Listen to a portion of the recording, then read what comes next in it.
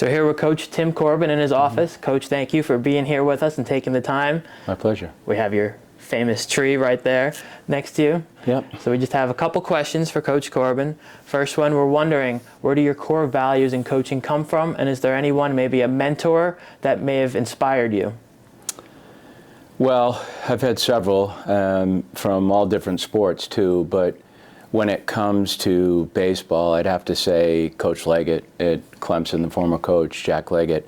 He hired me when I was an NAIA coach at Presbyterian College, and although I was a head coach, I was very young and youthful, and certainly didn't understand the Division I level at that time.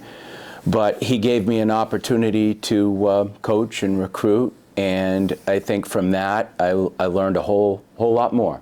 I learned about how to teach, how to create a plan, how to create harmony on a team, how to treat people. I just think that my thought process was ingrained by his teachings more than any other person. There's been a lot of people in my life. Bruce Brown, who's a mentor, an older person. I learned a lot about character traits and the development of character traits. But I think when you start to look at your career and how you teach, it's probably a lot of different people who have touched you in certain ways that have made an impact. And I always felt like I was going to be a teacher anyway. So teaching was something that came easier to me.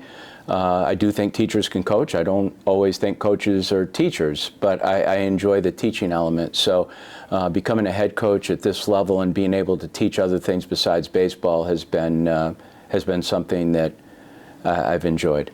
If I could follow up, if there could be a class or a specific grade you could teach, what would you choose if you did become a teacher?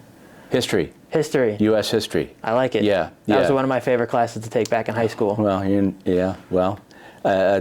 me too. And I like that. And I like the military too. I mean, I learned a lot about that from home. And my dad was very instrumental in that. But I think U.S. history would be the thing I would teach. Are there any years that kind of stand out to you from your coaching career that's like, that's the year I really look back on as my favorite? They're all uniquely different. I can pinpoint 2003, the first year, as being the one that jump-started our program because we had a small roster. We were picked to finish last in the SEC. We hadn't been to an SEC tournament in 15 years, and that was our goal. That was our team's goal. And getting to the SEC tournament that year amplified the confidence of the group. I think that's number one. I think that particular team jump-started us. And then the next year, we were 2 games away from going to Omaha. Now, that may have happened a little bit too fast, but I think it was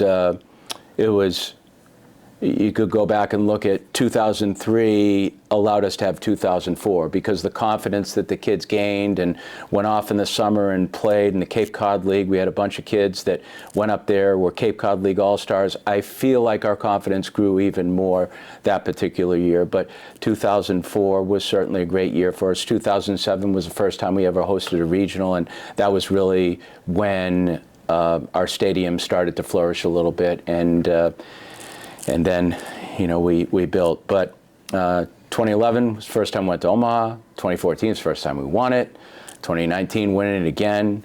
But to think that we've been to the championship game 4 times is, it's tough to do. It's tough to get to Omaha. So to win a national championship is incredible in and of itself. To go to a final game is we're fortunate. We're fortunate to have a consistent program.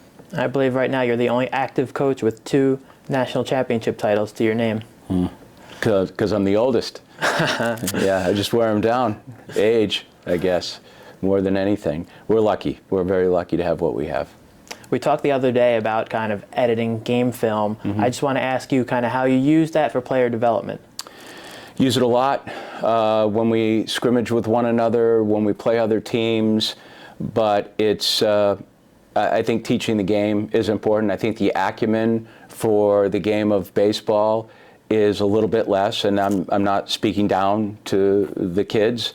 I just think it's because of how they play nowadays. I mean, I feel like the baseball world is showcasey. There's more games than there's practice. You show up to a game and then you might move to another event, but the game inside the game and the fundamentals of the game are missing.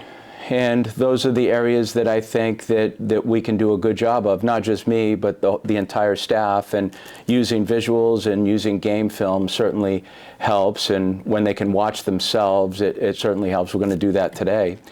But I think it's a great way to learn the game, but better yourself inside the game. And I think when you're watching game film, you're sitting. That's all you can do. You're not gathering information while you're playing. You're just sitting there and able to take the information in. And I think when you're in a classroom environment, to be able to do it, I learned that from football because I was a coaching assistant in football very early in my career, and they use game film a lot. So baseball game film was big for us. We've seen a lot of change in college baseball recently with NIL, the transfer portal, conference realignment. We have the new safety bag at first base. I just want to ask you what you think about how the game continues to evolve and what you think the future holds. The game's evolved quite a bit. I mean, it's televised. You can see anyone at any time, any school. I think that's number one. I think we can't forget that. I think it's amplified throughout the country. Programs, not just in the SEC, but outside the SEC, have stadiums, have the ability to really develop players. I think I look at the pro game, and the pro game is a good game, but the pro game is a good game too because it's supplied by college athletes and college players. And I think as a whole, we do a good job of developing players for the professional game. Now, because of everything that's happened within the last 5 years, I guess after COVID, it's it's put a new spin on things. And at least in our league, it's older. It's very good. The teams there's probably less freshmen and will be less freshmen as you move forward because of the transfer situation. But I think at some point in time that's going to be aligned to, I think, we've had 2, 3, I guess, challenging years in terms of NIL and the portal. And I say that in terms of challenging what to do, how to do it, and you got a free agency system with no parameters, so it makes it somewhat difficult, and it's kind of changed the goals. But for us, we just try to keep the main thing, and that is teaching, coaching, building a program that's consistent, that's developing good players, and continuing to grow our program even more too, because it's grown a lot in 23 years, but we still have areas where we can improve upon it. But I think the game as a whole is a good one, good quality product. I agree. Yeah. There may be some young players watching right now that may want to play for Vanderbilt one day. What's something you may want to say to them, or something you might look for when recruiting? Well, we look for athletes. We look for kids that play other sports besides baseball, but we do have kids that just play baseball only. I think just respect for the game, respect for yourself, respect for other people, that's something that we truly look for. I mean, we look for good players. We look for players who can do a lot of different things, and I don't want to go through a scouting diatribe of what that looks like. But I think there's a certain fit for every school. We look for a kid that certainly academically is inclined to be good in that area as well as on the field, because I think there's a correlation between the two. But we look for kids that are talented as a human, along with being a very talented baseball player as well. Look for guys that want to be competitive in everything that they do. It's worked out for us. But I think if you want to play at this level, then you have to be driven. You have to be driven by your own thoughts and wants and your goals and what drives you. It can't be a parent, can't be a coach, because when you're doing it for other people, you're doing it for the wrong reasons. But I think in our situation, we get kids that are very motivated to do what they do because they really want it. then it becomes a labor of love. I think that's well said. Thank you for taking the time to talk with Thanks, us, Tommy. giving us the opportunity to be here, Yeah. tour the facility, work with some of your players, be on the field for the game. It's been incredible for us. We love being able to do this, and I just thank you so much. No, we appreciate you guys too for what you do too and how you grow the game, indirectly or directly for that matter. So you guys are legends. Our players are very familiar with you as well as a lot of other colleges. Thank you. That means a lot. Yep. Thank you, bub. Nice meeting with you, talking Thanks, with you. man.